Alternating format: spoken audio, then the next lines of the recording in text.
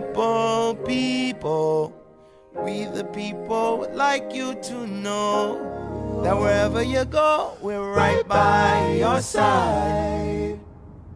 Last week on We the People, I sat down with Linda Lutton and discussed her amazing investigative report, The View from Room 205. Today I sit down with her for part 2 as we discuss a bit deeper into the historical factors of poverty in minority communities and how it affects schooling for young students. So if you had to describe Chicago Public Schools in like a 10-second soundbite, how would you do that? I might say 10-second soundbite, Chicago Public Schools. I might say folks with money get a better education.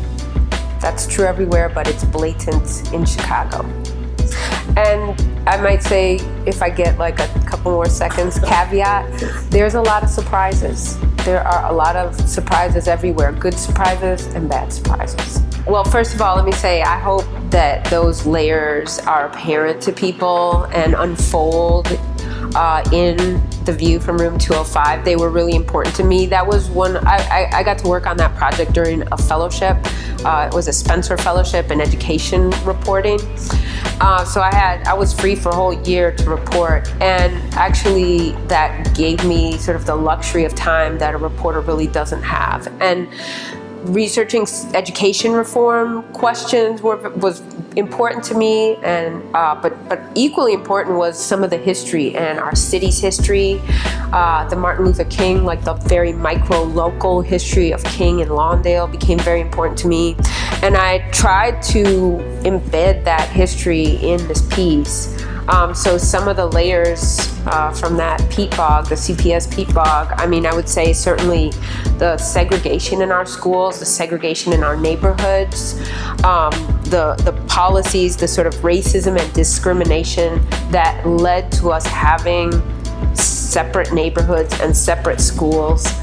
There was a storyline that I really wanted to get in the piece that I feel like connects to this as well, and it's a story about the Great Migration. Lawndale, when King was there in the 1960s, was full of people from the South who had really been pulled by the promise of the American dream, and pushed by very harsh realities in the South, but really pulled north by promise, by this dream that binds all of us as Americans. That's the foundation for the African American presence in Lawndale, in much of the West Side and much of the South Side. That's the story of the Great Migration. And you know what I documented through The View from Room 205, I had a storyline that I also ended up on the cutting room floor, but there was a 4th grader, Dante, great little 4th grader. He lived on the same block as some of the other 4th graders, very close to the school. And the first time I ever met his mom and explained what I was doing, she said, I think she said something like, "Hi, how you doing? I'm trying to move from here." By the end of the school year, Dante actually does move. He moves further west, and he becomes part of a trend that is happening all over our country. It's the exodus, really, of African American people from major central cities in this country. That's certainly happening in Lawndale. Some people are calling it the reverse migration. And I think it raises lots and lots of questions about what people will find in the places they're headed to now. Well, one thing we know about schooling in the U.S. is increasingly rich kids and poor kids are not going to the same schools. And that's true in Chicago as well. It's true even though we have a school choice system, and even though we do some things to try to give lower income kids a leg up when it comes to our top high schools. The middle class and white students are wildly disproportionately represented in those schools. That's true at the really high profile high schools. It's also true at our gifted and classical sort of grammar schools. And I think one thing Americans might not completely understand is that poor kids, and this is documented in every type of research I can think of, poor kids need more. They need more resources. They need more money than kids coming from a well-off background. We're basically using school to sort of compensate for everything that parents are not able to buy them outside of school. So, tutoring or test prep or, robotics classes or music lessons or honestly even sports opportunities, the sort of things that people used to be able to access just at a park district. Many of those things either aren't available for poor kids in poor neighborhoods or they cost money and they aren't able to participate. And they see nowhere near the opportunities that more affluent kids see outside of school. So, but consistently, poor kids get less in their schools than well-off kids. So an affluent kid is sort of doubly benefited. I actually took a class during my Spencer Fellowship. It was taught by Michael Rebell, who was the attorney who successfully sued the state of New York over their school funding policy. He won something like $1 billion annually extra for poor kids in New York State. And he was sort of looking at the next frontier of legal challenges to school funding. And, one of the questions that he was raising was sort of how do we define equal educational opportunity? And should that be defined as more than just school? And I think that's a really interesting question to ponder when you think about all that affluent parents can buy their children and the way that influences their performance in school.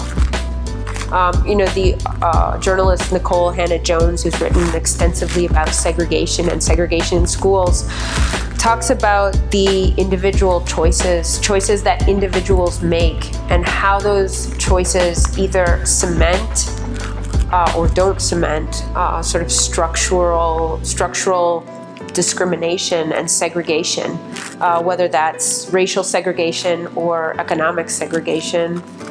So in a city like Chicago, I think parents, especially affluent parents, should be asking themselves that question. What sort of individual choices are they making and how are those choices, what is the impact of their choice on other children? Okay, so school choice more recently has been used often to talk about charter schools. That's the fastest growing part of school choice. But school choice, it also has encompassed magnet schools, which have been around for decades and were originally really came on the scene during desegregation orders from school districts, between school districts and oftentimes the federal government. We see school choice in terms of, private school choice versus public school choice, and we're going to hear more and more about that as looks like the federal government will push things like vouchers, so using public taxpayer-funded money for private schools. So at WBEZ, we've been very interested in documenting sort of what our school landscape looks like. I think one thing people aren't completely aware of is just how fundamentally our philosophy, our school system in Chicago has shifted to a school choice model. On the high school side, one thing we're seeing is students really being segregated based on sort of prior achievement. It sort of fits in with our notion that you get where you get in life based on merit or hard work. I think in reality, looking at the backgrounds of kids who end up in different high schools, it has an awful lot to do with sort of the economic situation you're born into and the opportunities you've had up until 8th grade. So we see, massive sorting of students based on not only race, but also class and achievement level, really. We see kids going to school with other kids who score just about like they do. And that carries the most dire consequences for our lowest achieving students.